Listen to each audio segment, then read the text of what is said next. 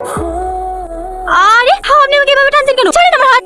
তোর লজ্জা করে না একটা ভদ্র ঘরের মেয়ে হয়ে এইসব নোংরা কাজ করতে? এই কারণের জন্য তুই আমাকে ভালোবাসতে রাজি হইসনি। আরে তোর যখন এতই টাকার দরকার ছিল তুই আমাকে একবার বলতে পারতিস, আমি আমার জীবন দিয়ে হলেও তোর সমস্ত শখ পূরণ করতাম। ভালো তো আমি একজনকে বাসি, আজ আমি যা কিছু করছি আমার ভালোবাসার মানুষটাকে সুস্থ করার জন্য। মানে ঠিক তোমার মতো করে একটা ছেলে আমাকে পাগলের মতো ভালোবাসে।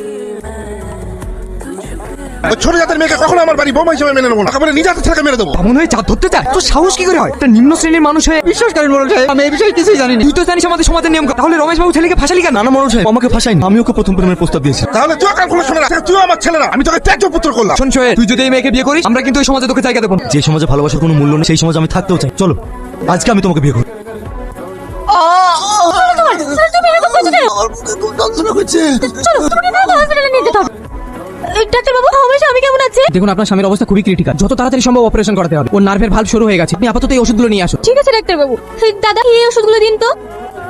কত টাকা হলো? আপনার 1750 টাকা হয়েছে। বলছি দাদা আমার কাছে 500 টাকাই আছে, বাকি টাকাটা কালকে দিলে হবে না? এটা মুদিখানার দোকান পেয়েছো নাকি? যত সব যাও এখান থেকে।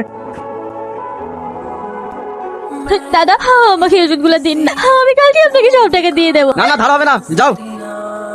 আমাকে কিছু টাকা দিন না, আমার স্বামী ভীষণ অসুস্থ। সরো সকালবেলা কাজের সময় এসে ভাই দয়া করে আমাকে কিছু টাকা দিন না, আমার স্বামীর ওষুধ কিনতে হবে। সকাল সকাল কোথা থেকে চলে আসে? যাও এখান থেকে। দাদা আমাকে কিছু টাকা দিন না, আমার স্বামী চিকিৎসা করাতে হবে। আরে বেবি তোমার বিয়ে হয়ে গেছে, তুমি আবার আমাদের সাথে নাটক করছো না তো? নাটক কেন করবো? আমি সত্যি বলছি ভাই, আমার স্বামী খুবই অসুস্থ। আরে বুঝতে পারছিস না এসব মেয়ে নাটকে এক্সপার্ট, আসলে সত্যি কথা বলতে পারছি না। হ্যাঁ বল, 1000 জন্য কত নিবি? তো 2000 টাকা। আরে আমি 4000 দেবো। এইসব আপনারা কি বলছেন? আপনারা কেমন করছেন? আমি সেরকম মেয়ে না। মেয়েটার সাথে এরকম করছিস কেন? ছাড় ওর হাত।